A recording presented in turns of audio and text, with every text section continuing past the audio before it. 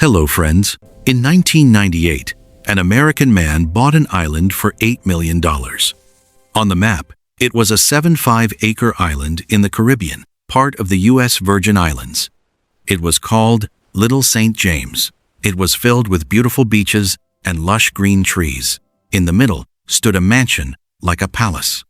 There were luxurious villas for guests all around, 2 large pools, a gym, and a helipad. From the outside, this beautiful island looked like paradise. People would have died to go there, but no one could because a complete private security force was stationed there, present at all times.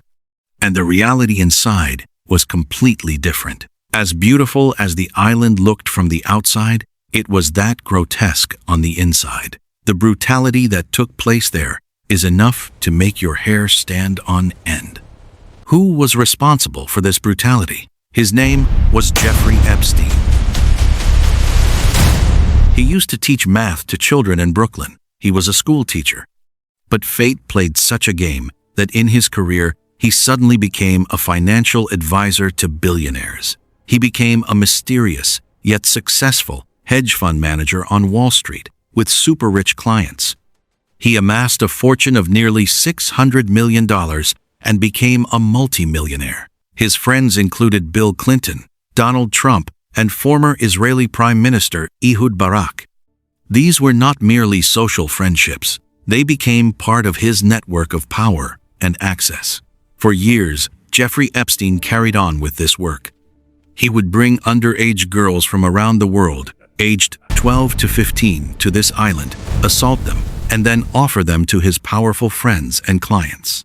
In plain words, he was a sex trafficker who had bought an entire island for his crimes. But, as they say, the truth never stays hidden. It always comes out, eventually. This operation continued for many years. Finally, in 2005, a small police complaint became the trigger for the case. In March 2005, a 14-year-old girl and her parents were at a beach in Florida. The girl said that a classmate from Royal Palm Beach High School took her to a rich man's house. She was told she just had to give a massage and would receive $300, but something else happened when she got there. Epstein met the girl wearing only a towel, told her to take off her clothes, and then sexually assaulted her. This was not a minor complaint. It was the tip of a giant iceberg that had begun to melt. The police found out and launched an investigation. After years of hard work, by May 2006, the Palm Beach police had built a case against Epstein. The case was so strong that in July 2006, the FBI also launched an investigation named Operation Leap Year.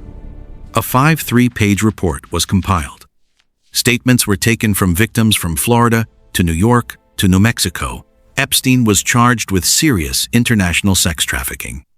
Giuffre Epstein was taken into custody and received a sentence of only 13 months. It said that out of those 13 months, he spent 10 months outside, going to his office to work and then returning. He had become so powerful that he had bought everyone off. This was not a normal sentence. It was a deal. The then U.S. attorney saved him from serious federal charges and only had him plead guilty to minor state-level crimes. The law could do nothing to him. His reach extended very far. Finally, he was released in July 2009. But as they say, where there are bad people, there are also good, brave, honest, and capable people. This was proven by a female journalist, Julie K. Brown. She was an American investigative journalist working for the Miami Herald in 2009.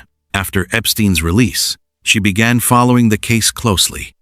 After studying the case for years, in November 2018, she published her report, not just one or two, but an entire series on Epstein's crimes and how the system had protected him.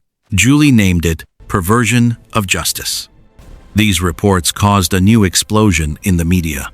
Public anger grew. Demands for a fresh investigation into Epstein increased.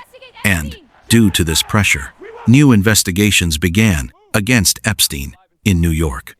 In her research, Julie had identified over 80 potential victims. In her reports, she interviewed and documented 8 of them. The evidence was very clear. That's why, in July 2019, Epstein was arrested again. This time, he was directly charged with serious sex trafficking. He was sentenced to 45 years in prison.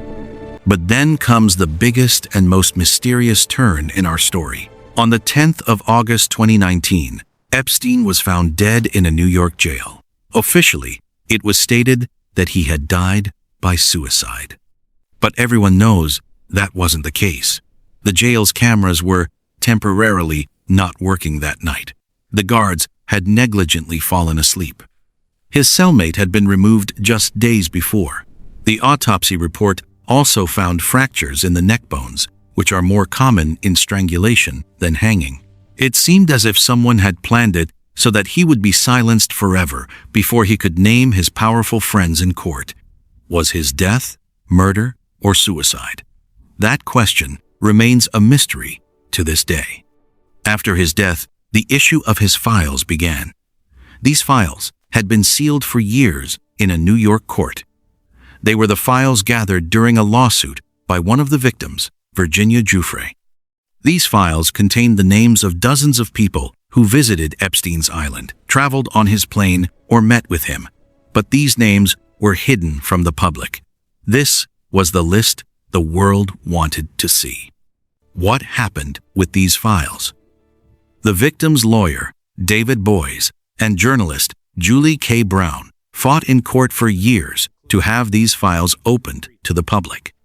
They argued that the public had the right to know who was in Epstein's network, but every time, powerful lawyers and anonymous persons blocked it. Each request to conceal a name led to legal battles, appeals, and years passed. Finally, at the start of 2024, nearly 4.5 years after Epstein's death, the court gave the final order to release the files. The first batch came out in January 2024. It contained over 900 pages and more than 170 names. These names included former President Bill Clinton, British royal family's Prince Andrew, scientist Marvin Minsky, and many wealthy businessmen and influential individuals. But remember, the mere appearance of a name is not confirmation that the person was a criminal. It indicates they were part of the network or the investigation. Other prominent names that have appeared or been mentioned in these documents include Elon Musk, Michael Jackson, Stephen Hawking, Donald Trump, Narendra Modi, Richard Branson, Andrew Cuomo. Here are some important facts to remember. The files are a large dataset. Not everything in them is proven truth. A name appearing in a file or an email does not prove involvement in any crime. It is the court that decides guilt based on evidence after investigation. But why did these files only open 6 or 7 years later? The reason lies in the complex corridors of appeals in the American justice system and every possible obstruction by the lawyers of powerful individuals. Each petition led to a case, a decision, then an appeal. This cycle went on for years, until finally, in December 2023, the court gave its final ruling. What has happened so far is that a large portion of the files has been opened, but many things are still secret. The FBI's complete investigative report, all of Epstein's phone call records, and the trail of his bank statements and funds are still not public. And just as there is suspicion around Epstein's death, there is also suspicion that the most powerful and potentially damning names are still hidden in these files, or will remain. John does. This is the first chapter of this case.